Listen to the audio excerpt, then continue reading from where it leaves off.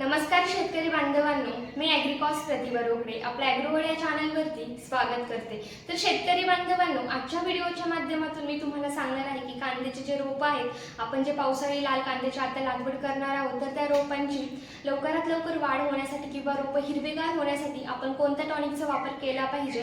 कारण आता सध्याचं जर वातावरण आपण बघितलं तर पावसाळ्यामुळे काय होत आहे की झाडांना अन्न पुरवठा, अन्न निर्मिती झाडांमध्ये व्यवस्थित होत नाही। त्यामुळे झाडांचे कांद्याच्या ज्या पाती आहेत त्या पिवळ्या पडत आहेत, कारण त्यांना अन्नद्रव्य हे व्यवस्थित मिळत नाही। तर त्यासाठी आपल्याला त्यावरती टॉनिक फवारणी करणं हे फार महत्त्वाचं आहे। तर आता टॉनिक आपण कोणतं फवारलं पाहिजे याबद्दल मी तुम्हाला सविस्तर मार्गदर्शन करणार आहे। तर त्यासाठी तुम्ही आपला व्हिडिओ शेवटपर्यंत व्यवस्थित बघा, जेणेकरून तुम्हाला सविस्तर माहिती होईल। त्याचबरोबर जर तुमचे आणखीही काही शेतीविषयक जर प्रश्न असतील तर नक्की मला कमेंटमध्ये सांगा, यावरती नक्कीच मी तुम्हाला रिप्लाय करेन। आणि हो, महत्त्वाचं म्हणजे जर तुम्ही अजूनही आपल्या ॲग्रोवर्ल्ड हा चॅनल जर सबस्क्राईब नसेल केला तर नक्की करून घ्या, जेणेकरून या पुढचे येणारे शेतीविषयक जेही नवनवीन व्हिडिओज आहेत हे तुम्हाला वेळेत बघायला मिळतील। चला तर आपण व्हिडिओला सुरुवात करूयात। तर शेतकरी बांधवांनो, आजच्या व्हिडिओच्या माध्यमातून मी तुम्हाला 3 टॉनिकची नावे सांगणार आहे। त्यापैकी तुम्हाला मार्केटमध्ये जे औषध उपलब्ध होईल ते तुम्ही घेऊ शकता। आणि फवारणी करताना आपल्याला फक्त टॉनिकची प्लेन फवारणी ही करायची आहे। जर तुम्हाला गरज वाटलीच, जर तुमच्या प्लॉटमध्ये आळ्यांचा प्रादुर्भाव जर झालेला दिसून येत असेल तर तुम्ही एखादं कीटकनाशक त्यामध्ये मिक्स करू शकता।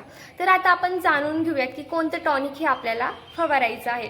तर शेतकरी बांधवांनो, पहिलं टॉनिक म्हणजे PI या कंपनीचं बायोविटा एक्स हे टॉनिक। हे टॉनिक जवळपास सर्व शेतकऱ्यांच्या परिचयाचं औषध आहे।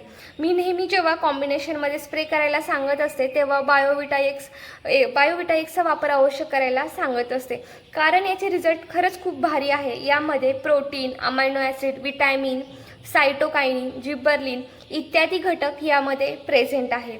यामुळे झाडांची रूट अँड शूट डेव्हलपमेंट ही खूप चांगल्या प्रकारे होते।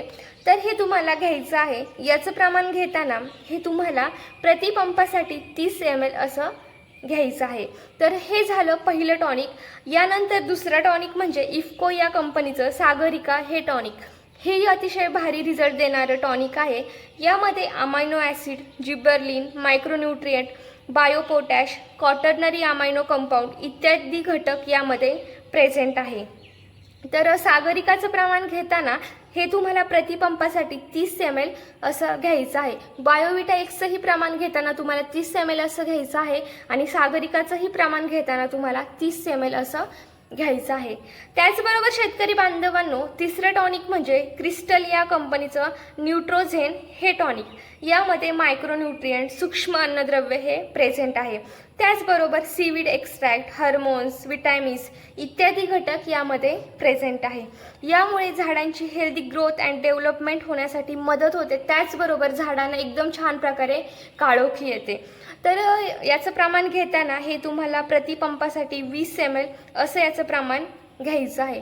तर आता या तिन्हीपैकी तुम्हाला मार्केटमध्ये औषध उपलब्ध नाही झालं तर तुम्ही चिलेटेड फॉर्ममधलं मायक्रोन्यूट्रिएंट घेऊ शकता। चिलेटेड फॉर्ममधलं मायक्रोन्यूट्रिएंट म्हणजेच पावडर फॉर्ममधलं मायक्रोन्यूट्रिएंट, तर ते तुम्हाला घ्यायचं आहे। त्यामुळे ही झाडांमधले जे सूक्ष्म अन्नद्रव्यांची जी कमतरता आहे ती भरवून निघण्यासाठी मदत होते। तर अशा प्रकारे तुम्ही या 4 औषधांपैकी कोणते एक औषध फवारू शकता। तर शेतकरी बांधवांनो, व्हिडिओ पूर्ण बघितल्याबद्दल मनापासून धन्यवाद। असंच आपल्या चॅनलला कनेक्ट राहा। त्याचबरोबर जर तुमचे आणखीही काही शेतीविषयक प्रश्न असतील तर तेही नक्की मला कमेंटमध्ये कळवा, यावरती नक्कीच मी तुम्हाला रिप्लाय करेन। आणि हो, जर तुम्ही अजूनही आपल्या ॲग्रोवर्ल्ड हा चॅनल जर सबस्क्राईब नसेल केला तर नक्की करून घ्या, जेणेकरून या पुढचे येणारे शेतीविषयक जेही नवनवीन व्हिडिओज आहेत हे तुम्हाला वेळेत बघायला मिळतील। आणि हो, हा व्हिडिओ इतर शेतकऱ्यांपर्यंत शेअर करा, जेणेकरून त्यांना या व्हिडिओच्या माध्यमातून मदत होईल।